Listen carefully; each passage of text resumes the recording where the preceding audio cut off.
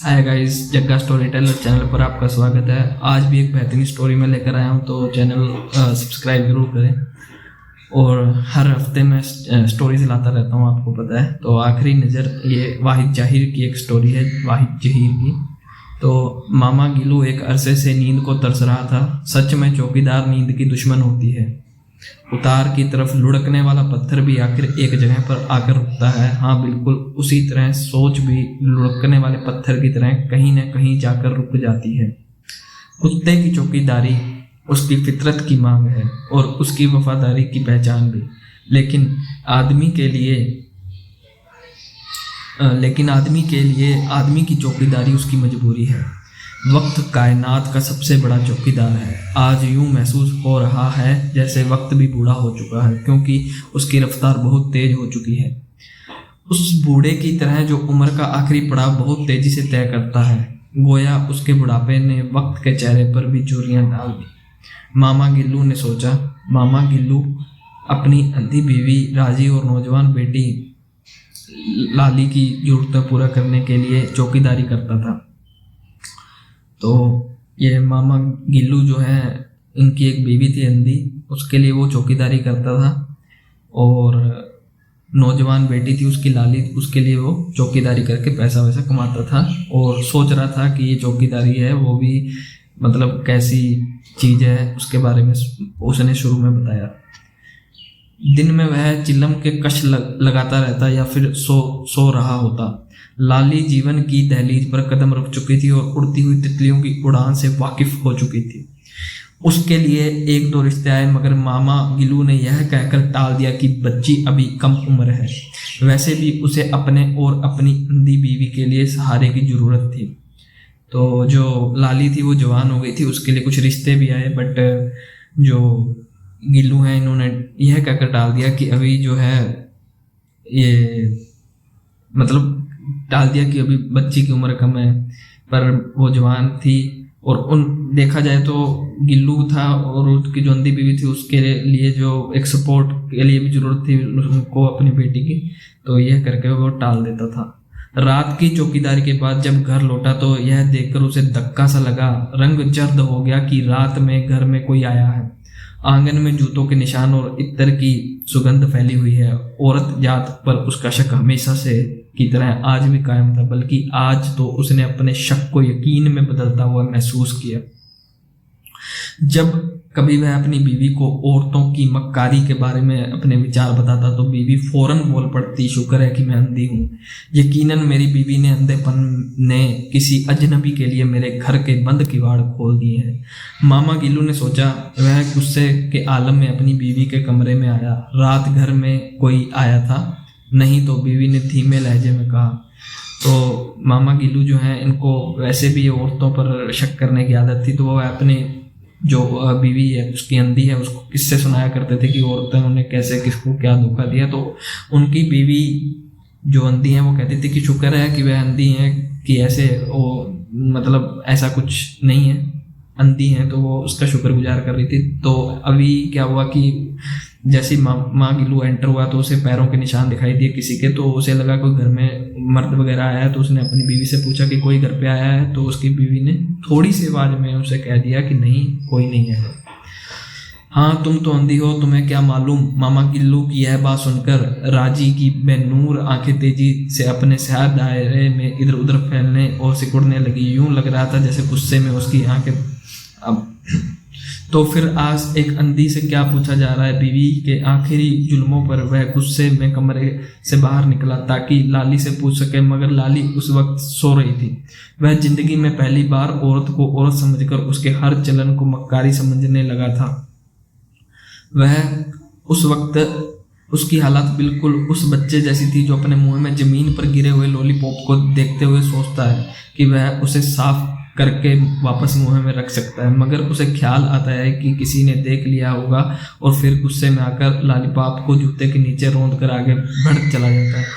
मामा गिल्लू सोच रहा था कि क्या मैं भी ऐसा कर सकूंगा। नहीं नहीं, हरगिज नहीं, यह मेरी इज्जत का सवाल है। दूसरे दिन मामा गिल्लू शाम को ही घर से निकला, लेकिन अपनी ड्यूटी पर नहीं गया, बल्कि घर से कुछ फासले पर तख्तों के झुंड में बैठ कर उसने आंखें अपने घर के दरवाजे पर टिका दी। उसे चौकीदारी करते 15 साल हो गए थे, मगर आज उसने सही मायने में चौकीदारी के बोझ के महसूस किया। अपनी मजबूरी की दीवार तोड़कर अपनी इज्जत की दीवार बचाने की ठान ली। तो क्या हुआ, जब उसने अपनी अंधी बीवी से पूछा तो उससे कुछ उत्तर मिला नहीं, तो उसने कहा कि तुम तो अंधी हो।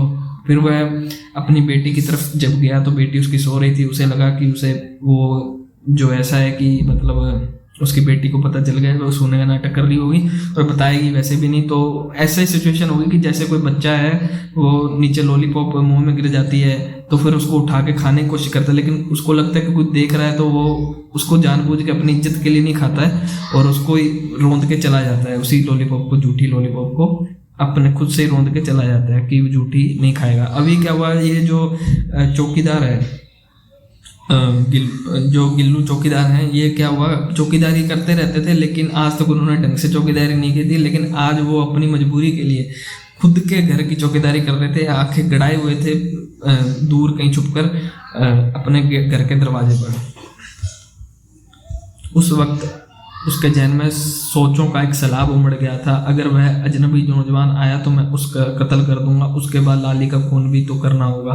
तो उसे लग रहा था कि जो लाली हैं वो किसी कोई आदमी आता है उनसे मिलने, तो अगर वो आ गया तो उसका कत्ल तो करेंगे ही, लाली जो उसकी लड़की हैं उसका भी कत्ल कर देंगे, क्योंकि इज्जत का सवाल उसे लग रहा था। यही दस्तूर है गैरत का, पर मैं अपनी बेटी का कत्ल कैसे करूँगा? काश मेरा कोई बेटा होता तो आज यह फर्ज निभा भी चुका होता। बहन पर भाई का फर्ज और बेटी पर बाप का कर्ज उस बिल्ली की तरह है जो रात दिन चूहों की ताक में रहती है। उस वक्त उसका वहम हर राहगीर के साथ उसके दरवाजे तक सफ़र करता और जब राहगीर आगे निकल जाता तो वह एक लंबी सांस लेकर रह जाता। रात भर की बेचैनी और बेख्याली ने उसे गूंगा कर दिया। सुबह होते ही वह आंखें मलता हुआ घर में दाखिल हुआ। एक लम्हे के लिए वह सकते में आ गया। कल के निशानों से कुछ अलग से निशान आज भी थे। तो पूरा दिन उसने चौकीदारी की। जब कोई रास्ते से जाता तो उसे शक हो जाता कि यह मेरे घर में एंटर करेगा। जब वो घर में एंटर नहीं करता था तो उसे राहत की सांस मिलती थी। लेकिन हुआ क्या कि पूरा दिन उसने चौकीदारी की, कुछ नहीं मिला। लेकिन जब वो घर पे एंटर हुआ तो उसे फिर वही जो निशान कल उसे दिखाई दिए थे वो आज भी उसे दिखाई दिए। एक लम्हों के लिए उसे महसूस हुआ जैसे कोई डफली बजाकर उसे जगा रहा हो। उसे चक्कर आने लगे। एकदम से उसके जहन के पर्दे पर फिल्म चलने लगी जिसमें उसे कई नौजवानों के किरदार पर शक हुआ। हो न है यहाँ बाबुल आता होगा, क्योंकि उसका मिलना जुलना लड़कियों से बहुत है। क्यों न जाकर उसे मार दूं? मगर बगैर किसी सबूत के उस वक्त उसकी समझ में कुछ नहीं आ रहा। कमरे में दाखिल हुआ तो बेटी यूं सोई थी जैसे कोई फरिश्ता हो। सुना था कि इंसान बुढ़ापे में जलील होता है, मैं भी तो वाकई जलील हो रहा हूँ, मगर अब तक। आज वह दिन भर घर से बाहर रहा कि शायद किसी होटल खोखे या किसी फुटपाथ पर नौजवान उसकी बेटी का जिक्र कर रहे हों। हर आदमी को अपनी ओर देखकर वह और ज्यादा गुमान से भर जाता। आज उसे अपनी कुल्हाड़ी की धार तेज करवा ली थी ताकि उसके कंपकपाते हाथों की लर्जिश उसकी धार में छुप जाए। वह पिछली रात की तरह घर से निकला और उसी पेड़ के नीचे बैठ गया। अंधेरा गहरा हुआ। आहिस्ता आहिस्ता बिना किसी तरह आवाज किए बगैर पिछली दीवार चढ़कर अपने घर की छत पर आ बैठा और हमलावर बिल्ली की तरह फिजा की जांच पड़ताल लेने लगा। तो आज वो खोखे जो होते हैं, छोटी मोटी दुकानें, उस पर जाकर उसने चेक किया कि कोई मेरी बेटी की बात कर रहा है या क्या बात कर रहा है। उसने अपनी कुल्हाड़ी जो से वो उनका कत्ल करना के सोच रहा था उसकी धार तेज करवा ली, क्योंकि बूढ़ा हो गया था तो अभी तेज करवा ली ताकि कोई दिक्कत ना है इनको मारने काटने में। तो अभी रात को भी उसने पूरा ध्यान दिया बिल्ली की तरह। अचानक उसने देखा लाली अपनी चारपाई से उठकर इधर उधर देखने के बाद कमरे में दाखिल हुई। अब तो मामा गिल्लू का जिस्म बहुत तेजी से कांप रहा था। उसने पसीने छूट रहे थे। वह ज्यादा चौकन्ना हो गया। दूसरे ही लम्हे लाली ने कमरे से निकलते हुए साथ वह भी आहिस्ता छत पर आगे खिसकने लगा और फिर धड़ाम से घुटनों के बल गिरा। सिर्फ इतना देख सका कि लाली ने मर्दाना जूते पहने रखे थे।